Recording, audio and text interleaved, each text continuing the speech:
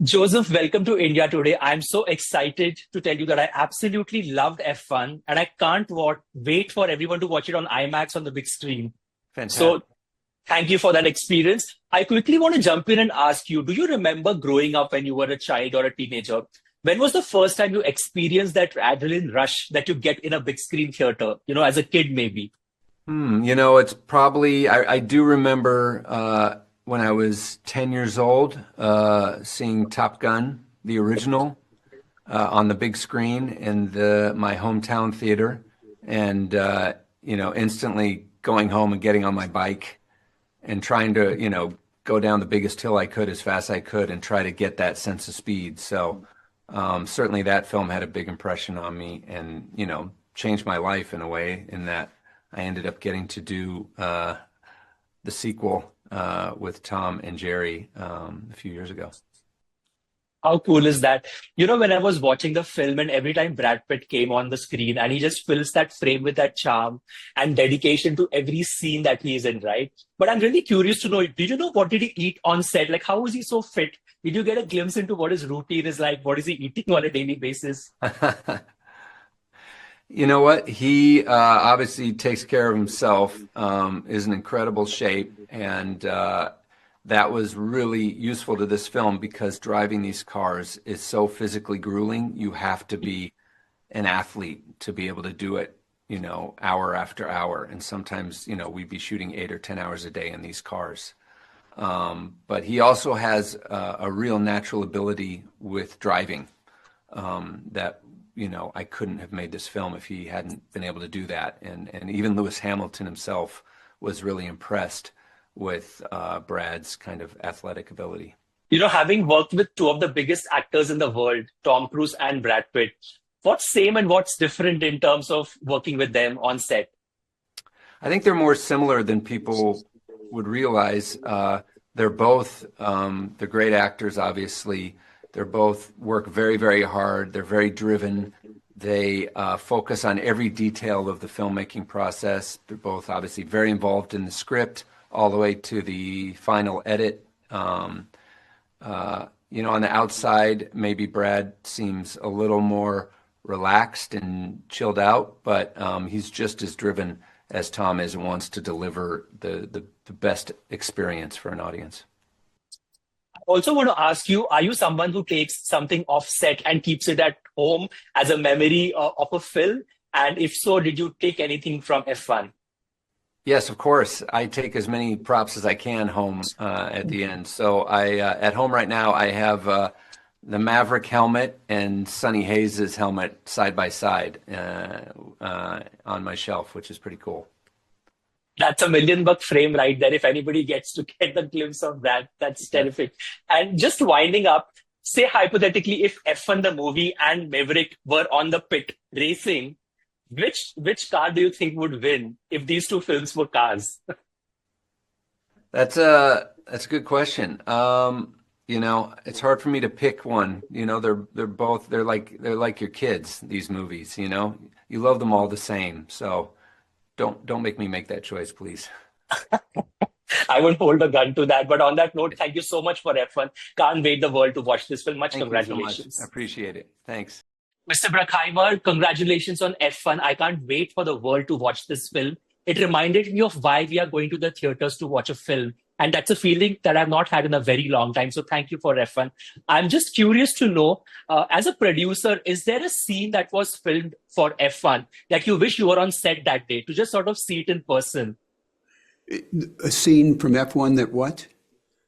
Like as a producer, were you keen on curious to be on set on a day certain parts of F1 were being filmed to I just was sort of there. see it in person?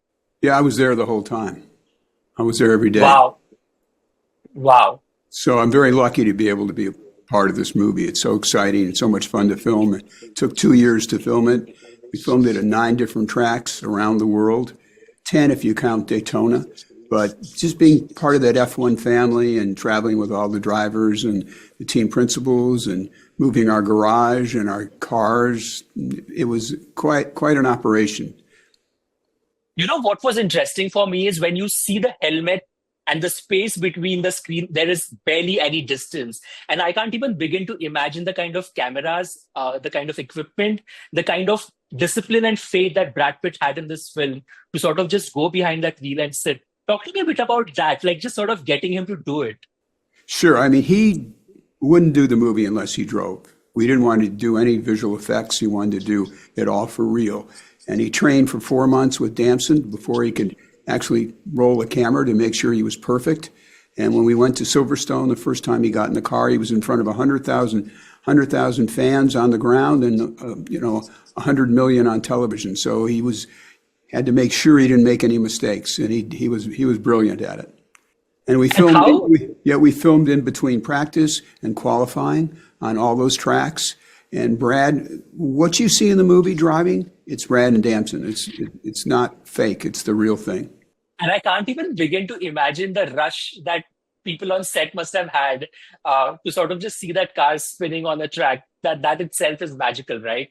It was amazing. Going 180 miles an hour, breaking down to 50, the 5 Gs in the corners that they had to endure. Brad made an enormous commitment, a 4-month commitment to train to get in that car so he could film it for real. That is so exciting. You've worked with the biggest actors in the world and you've delivered the biggest box office successes of all time, right? Tell me what sets these actors different from any other actors? I mean, whether it's Johnny Depp or Tom Cruise or Brad Pitt, just the names you've worked with. When you look at them, you're like, there's something different about them than the rest of the guys. What is it? They have that magic. That's what it is. Some people have it, some people don't. They have that screen magic. The camera loves them, and the public loves them, and it's something special. And it's harder to find. You never know where it's going to come from or who's going to have it. But certain ones have it. Brad certainly has it. Johnny has it. Tom Cruise has it. They have that it quality. Yeah.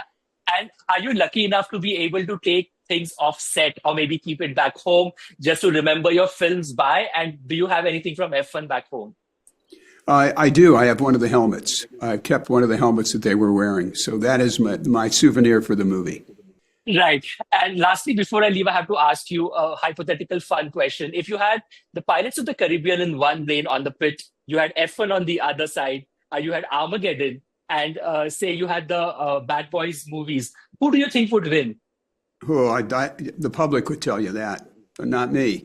It's the people who go see it. But what's great about this movie, it's for everybody. Even if you don't like racing, it doesn't matter. It's a great date night movie because it's fun, it's emotional, and it's romantic. It's all with it. Plus, the soundtrack is amazing. Some of the best artists in the world are on this soundtrack. And that's what, for me, going into a theater and seeing this on a biggest screen possible with the amazing sound we've created. Joe spent 2 months just doing the sound on this movie. And having Sir Lewis Hamilton as a partner on this, as a producer, who made sure everything was as accurate as it could be, there's nothing better than that. I just have to wrap this by saying that this movie is going to make a lot of money worldwide. It's going to get people back in theaters. That's what I think we are going to celebrate. So thank you for doing what you do, always giving us the blockbusters, and many congratulations on F1. Thank you so much. Thanks for taking the time to talk to me. Really appreciate it.